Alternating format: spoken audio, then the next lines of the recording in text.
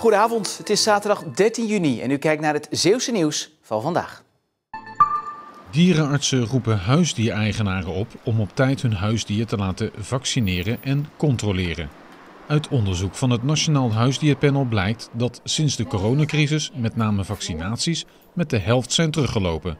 Ook in Heinkensand zien ze een duidelijke terugloop en dat kan gevaar opleveren voor de volksgezondheid. Nou, met vaccinaties zien we dus dat er uitbraken kunnen ontstaan van bepaalde ziektes waartegen we vaccineren.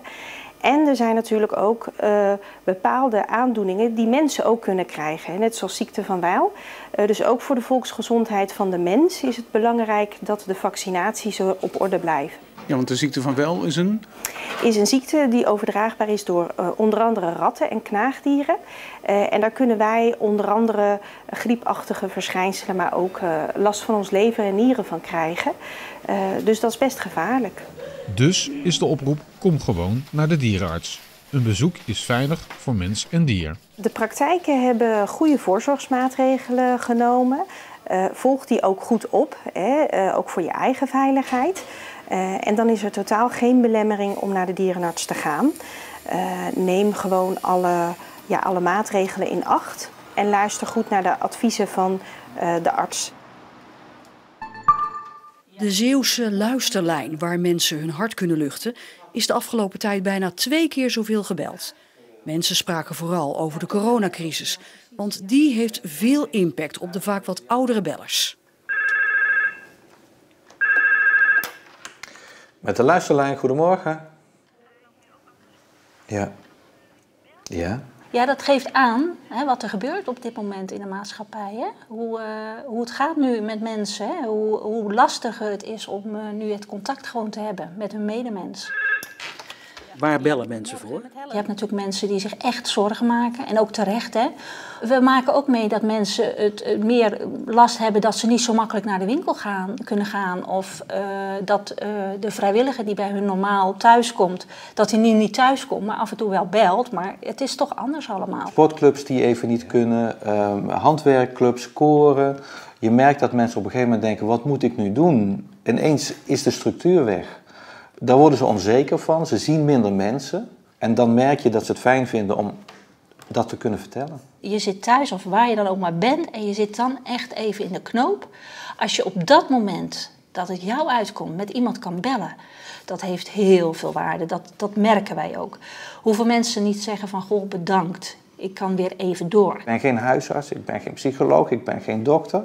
Daar ben ik ook niet voor. Ik ben er juist om het verhaal aan te horen. Ja. Wil ik u heel hartelijk bedanken voor het gesprek.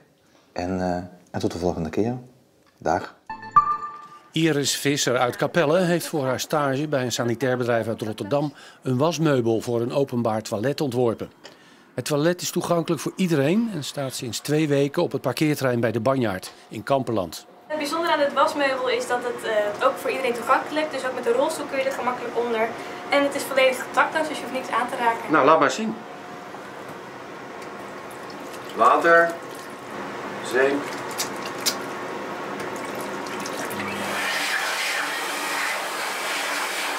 Nou, de opdracht kwam natuurlijk van mijn stagebedrijf Sanitronics. En ze hadden al een ontwerp, maar omdat het voor de openbare ruimte is het vrij robuust en bestond het voornamelijk uit RVS.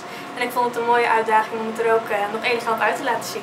Het is het eerste toilet van het sanitair bedrijf in Zeeland, dat het toilet 2 jaar geleden op de markt bracht. Na het toiletbezoek reinigt de unit zich helemaal automatisch. Daar komt geen hand aan te pas. En dat komt toevallig erg goed uit in tijden van coronapandemie. De Ride for the Roses zou vandaag worden gereden, maar dat kon niet doorgaan vanwege corona. André en Lilian Pieters uit Terneuzen rijden vandaag wel hun eigen ride. Dat doen ze voor mensen die aan kanker zijn overleden, die het hebben of hebben gehad. En voor hun sponsors. Want dit echtpaar zamelde de afgelopen tijd bijna €16.000 in voor KWF-kankerbestrijding. Vandaag fietsen ze 50 kilometer voor het goede doel, in dit warme weer. We zijn heel goed getraind. We hebben de laatste weken iedere dag bijna 30, 40 kilometer gedaan. En nu even 50 doen. Het is maar 10 kilometer verder. Het zal geen probleem zijn. Wat betekent deze dag voor u? Het is ook emotioneel hoor. Ja, je denkt aan die mensen die je gekend hebt en zo en die ermee te maken hebben gehad. We hebben ook 2 kinderen die kanker hebben gehad. Maar het gaat goed mee uit, maar ook in de familie heel veel. Dus dan doe je het toch met meer inzet. We zijn blij dat we dat nog kunnen doen. Eigenlijk had het echtpaar nog meer geld op willen halen, maar ze moesten halverwege de inzameling stoppen vanwege de coronacrisis. Volgend jaar hoopt het echtpaar weer geld in te kunnen zamelen voor KWF-kankerbestrijding. Het was vandaag een heerlijke zaterdag met veel zon, enkele stapelwolken en weinig wind. Ideaal weer dus om er even met de fiets op uit te trekken en bijvoorbeeld over de Zeedijk te fietsen. Daarnaast was er ook redelijk veel bekijks en rustig weer bij het langsvaren van de HMM, het grootste containerschip ter wereld tussen Breskens en Vlissingen. Vanavond en vannacht zijn er brede opklaringen. Het is rustig met een zwakke wind uit het westen en de temperaturen zakken tot ongeveer 15 graden. Morgen krijgen we opnieuw een mooie dag met stralend weer. In de loop van de middag enkele stapelwolken. Het blijft overwegend droog en de maximumtemperaturen komen te liggen rond 22 graden. Bij een matige westelijke wind kracht 3 tot 4 in middag mogelijk even vrij krachtig windkracht 5. En dan zien we komende week een iets lagere temperatuur dan zaterdagmiddag het geval was. Het wordt maandag ongeveer 21 graden en ook dinsdag en woensdag schommelen we met de temperaturen net iets boven de 20 graden. Het blijft maandag droog. Daarna zien we wel een toenemende kans op enkele buien, soms ook met onweer. En tot zover. Hierna ben ik bij u terug met Zeeland de Week. Voor het geval niet al het Zeeuwse nieuws hebt meegekregen de afgelopen dagen. Dus graag tot zo en anders nog een fijne avond.